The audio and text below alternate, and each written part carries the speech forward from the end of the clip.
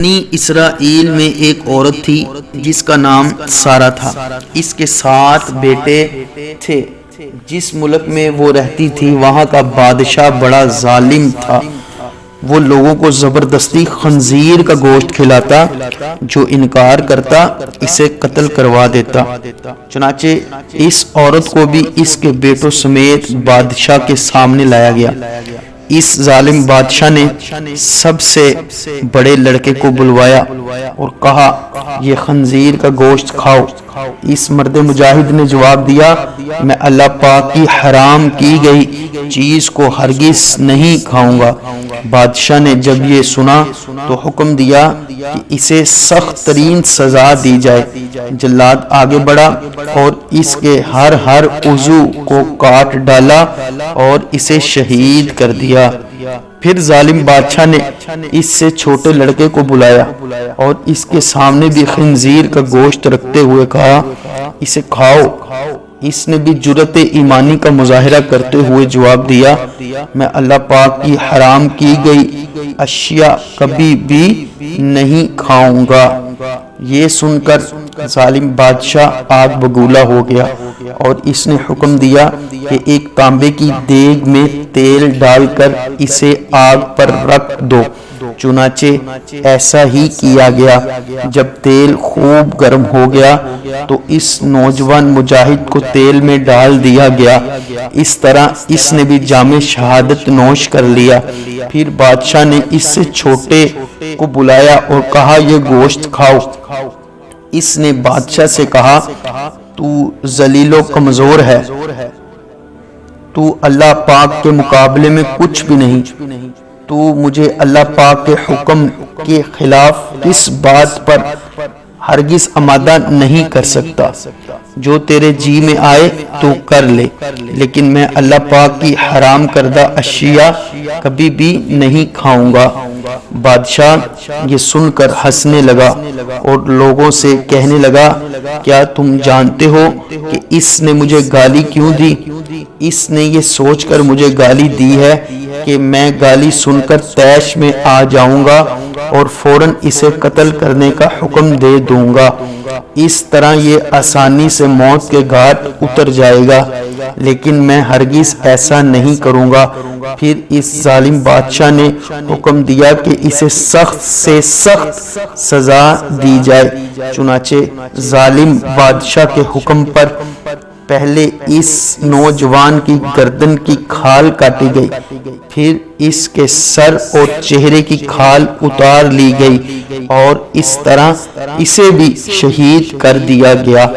بادشاہ نے اس طرح مختلف ظالمانہ انداز میں باقی بھائیوں کو بھی شہید کروا دیا۔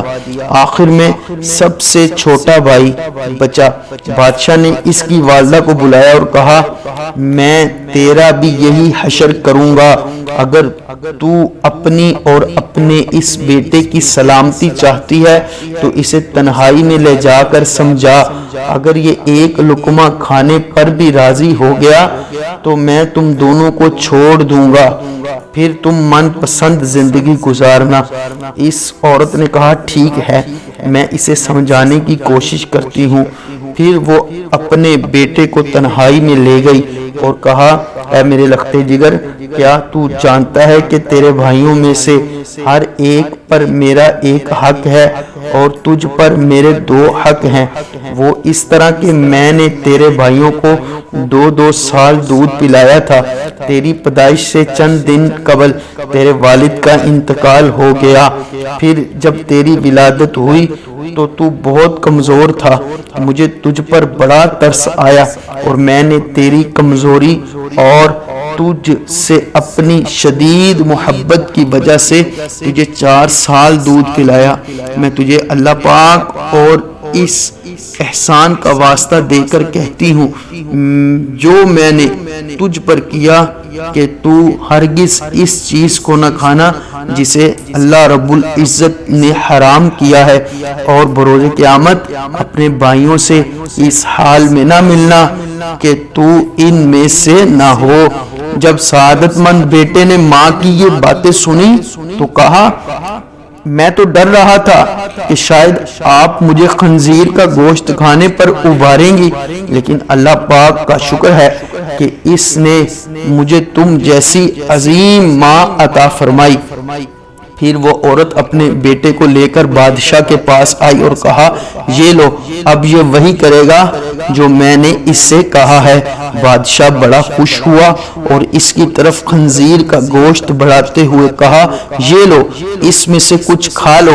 یہ سن کر بہادر نوجوان نے جواب دیا، خدا کی قسم، میں ہرگز اس چیز کو نہیں کھاؤں گا جسے اللہ پاک نے حرام کیا ہے۔ بادشاہ کو یہ سن کر بہت غصہ آیا، چنانچہ اس ظالم نے اس مرد مجاہد کو بھی شہید کروا دیا۔ اس طرح یہ بھی اپنے بھائیوں سے جا ملا۔ پھر بادشاہ نے اس عظیم عورت سے کہا، میرا خیال ہے کہ مجھے تیرے ساتھ بھی وہی سلوک کرنا پڑے گا جو تیرے بیٹوں کے ساتھ کیا ہے۔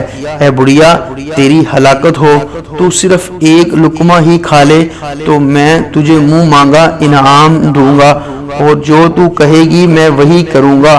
تو صرف ایک لقمہ کھا لے، پھر عیش و عشرت سے زندگی گزارنا۔ یہ سن کر اس عظیم ماں نے جواب دیا، اے ظالم، تو نے میرے بچوں کو میرے سامنے مار ڈالا، اور اب تو یہ چاہتا ہے کہ میں تیرے کہنے پر اللہ پاک کی نافرمانی بھی کروں۔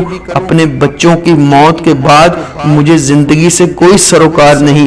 خدا کی قسم، تو جو کچھ کر سکتا ہے کر لے، میں کبھی اللہ پاک کی حرام کردہ شے نہیں کھاؤں گی۔